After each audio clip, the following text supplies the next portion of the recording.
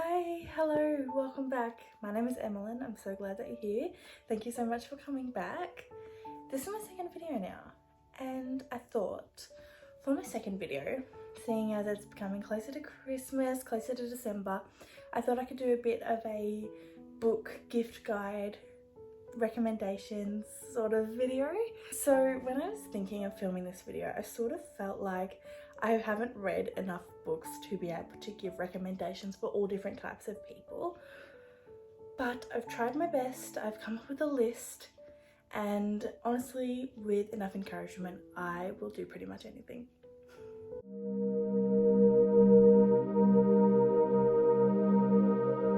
Okay, so now we can get into the recommendations that I have.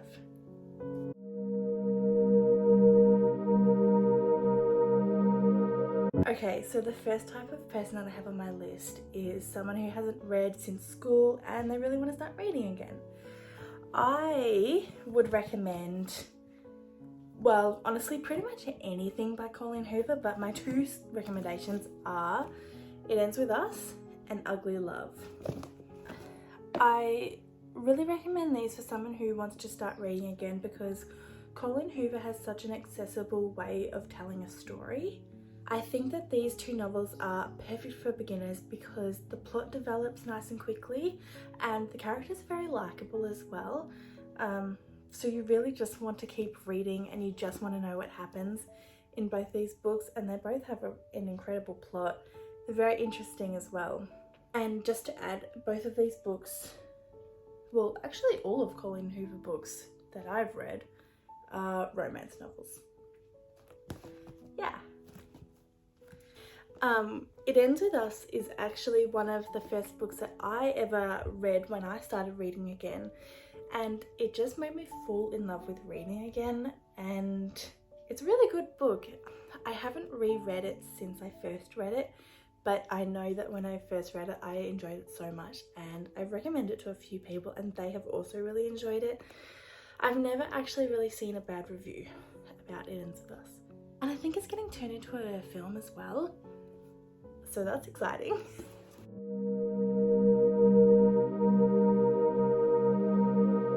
Alright, the next type of person that I thought of would be someone who really wants to start getting into classic novels. Classics can be hard to read. I struggle with some classics sometimes just because of the language, and honestly they can be very boring sometimes. Like, they can be very slow paced and you're just like, oh my god, is anything going to happen in this book? Yeah, it happens sometimes. But I have these two novels and I think that almost anyone will enjoy them. Okay, of course, the first classic that I'm going to recommend to you is The Catcher in the Rye by J.D. Salinger. Of course, I'm going to recommend this to you. It is the perfect first classic to read, in my opinion. It's short, but it's so intriguing and I couldn't stop reading this, honestly. This novel is narrated by a teenage boy, and you can completely tell by the first sort of page slash paragraph. I'll read it for you because it's so intriguing to me. If you really want to know about it, the first thing you'll probably want to know is where I was born and what my lousy childhood was like and how my parents were occupied and all before they had me and all that David Copperfield kind of crap. But I don't feel like going into it if you want to know the truth. So that's the first sentence, and that author has done an incredible job at getting into the mind of a teenage boy, and I am far from a teenage boy and I feel like I could relate to this book. So it's the type of book that anyone can read and it's so accessible. So the next classic that I would recommend for someone who's wanting to get into classics is Alice's Adventures in Wonderland by Lewis Carroll. This is the original Alice in Wonderland story, and I think that reading a children's classic is perfect for beginners because you already know what's happening, you know what the story is about. Well, I'm assuming, but you sort of, if you've seen the film when you were younger, you know what it's about, you've heard it before, and that makes it really accessible but still interesting because the novel is very different. it tells the story in a different way, but it's the same story, if that makes any sense. But yeah, I loved reading this. I thought it was such a great little flashback to watching the cartoon when I was younger. And it's a story that everyone can enjoy, every age, every gender, everyone. So yeah, I actually highly recommend this for everyone, honestly.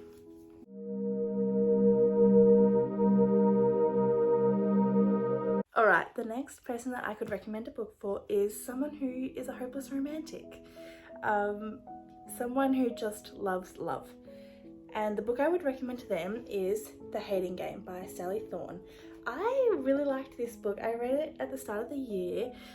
It's an enemies to lover plotline for two characters. They work in the same office and they're both fighting for the same promotion. There is great banter between the two and it's very funny, and the romance is written really well as well. And there's actually a film as well for The Hating Game, and I really liked it. I thought they did a great job at portraying the book and bringing the characters to life, and I just love to see it. So yeah, I definitely would recommend that for someone who just loves love.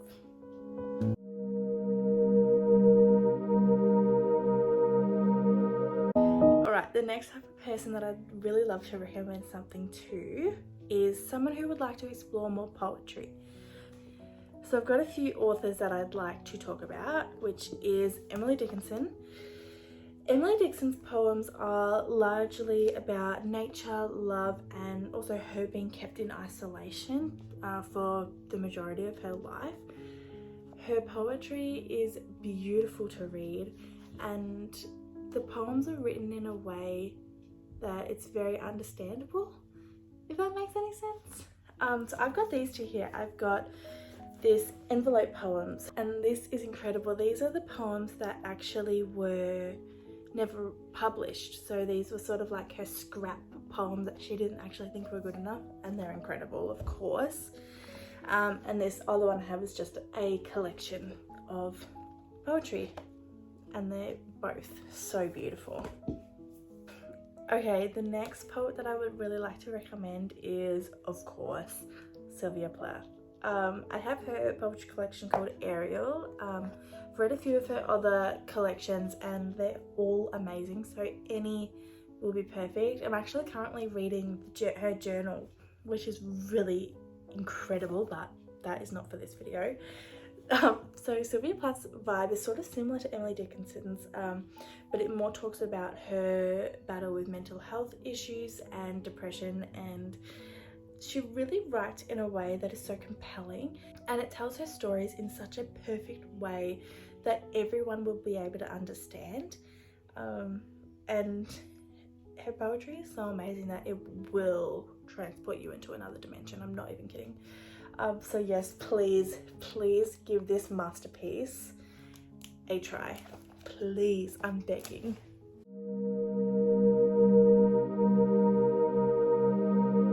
Right, the next type of person is a little bit similar to the wanting to explore poetry person, but I am recommending these books to someone who can really appreciate the poetic writing in a fictional novel.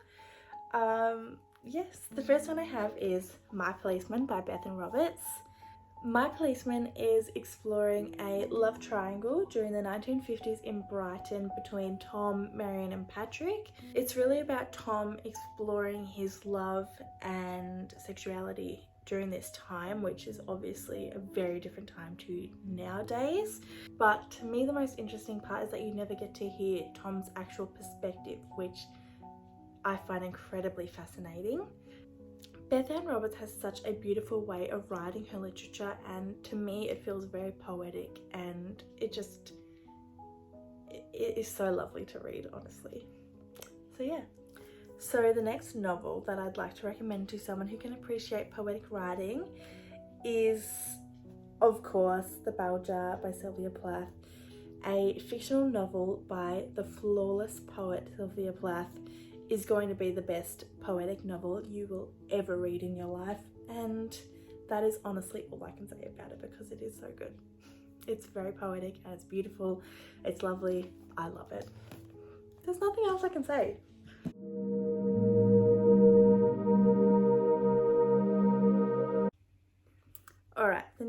type of person that I can recommend a book to is someone who's interested in philosophy and philosophical questions.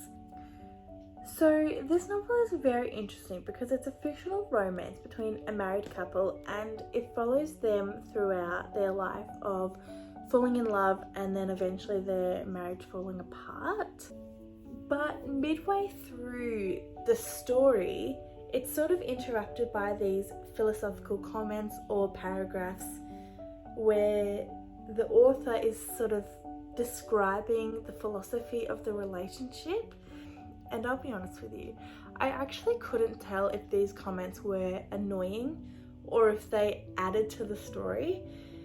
At some points they were annoying because I'm like, I just want to keep reading the story of what happens and I want to be able to make up my own mind about what's happening.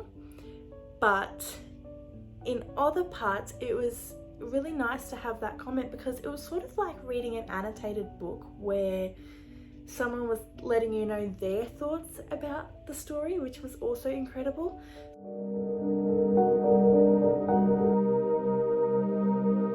Alright, the next type of person that I have is somebody who just wants to feel like the main character. And I have two books for this, and of course they're by Sally Rooney. I've got Beautiful World, Where Are You, and Normal People. I think the way that Sally Rooney writes, it almost feels like anything is possible, and I don't care if that sounds cheesy because it's so true. Like, for example, when I was reading Normal People, I honestly felt like I could go to Ireland and study politics in university like it was the easiest thing on earth. In real life, I could never do that, but Sally Rooney makes me feel like I could do that. And then in Beautiful World, Where Are You, it honestly made me feel like I could be a world-renowned author and I could live in Italy. And of course, who wouldn't want to do that, in my opinion? So the way that Sally Rooney writes, it's almost like you are watching a coming-of-age movie, and I honestly just feel like everyone in their 20s should read at least one Sally Rooney novel, and they're just incredible. And I love them both so much.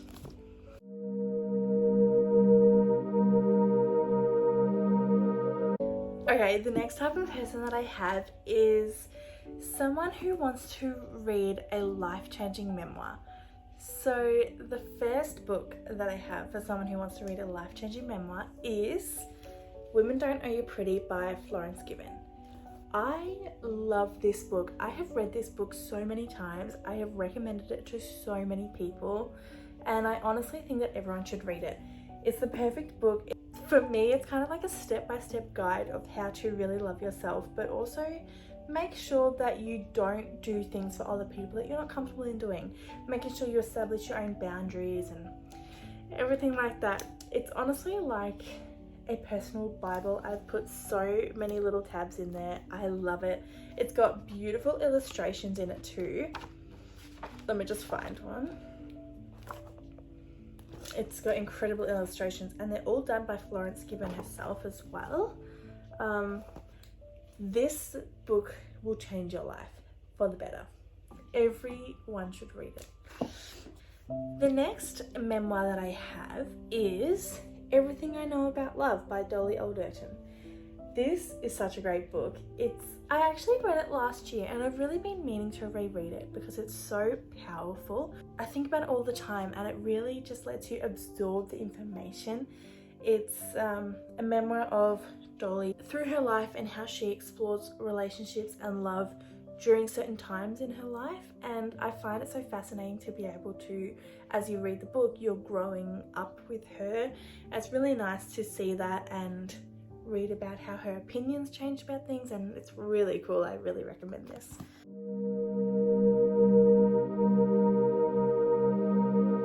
The next type of person that I want to recommend some books to is someone who loves a murder mystery podcast or a psychological thriller movie, or someone who loves murder mysteries and thrillers.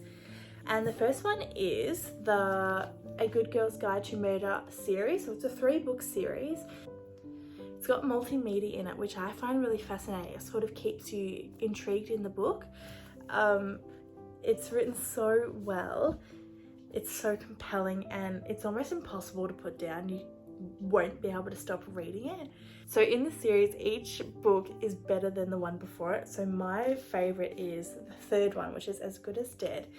So these books pretty much follow a high school student who's working on her school project, and she wants to do her school project on a murder that happened in her small town it happened a few years ago. But as she is learning about it, she's discovering a few things, and yeah, no spoilers here, I'm not giving anything away, but you will love these books. They're so accessible to everyone, and each book is as good as the last, better even.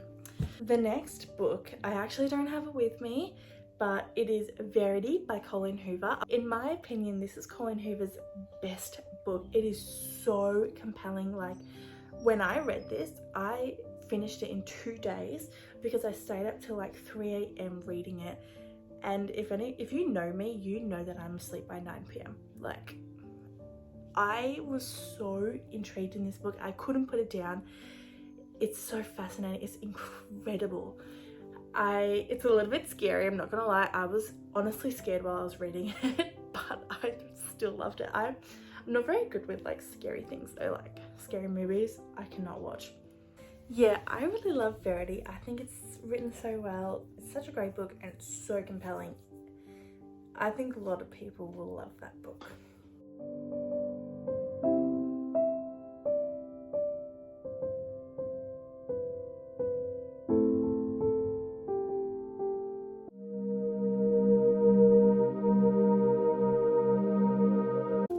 Okay, the last person that I want to recommend something to is for the type of person who just hates reading. They hate it, they don't want to read, they don't even like reading.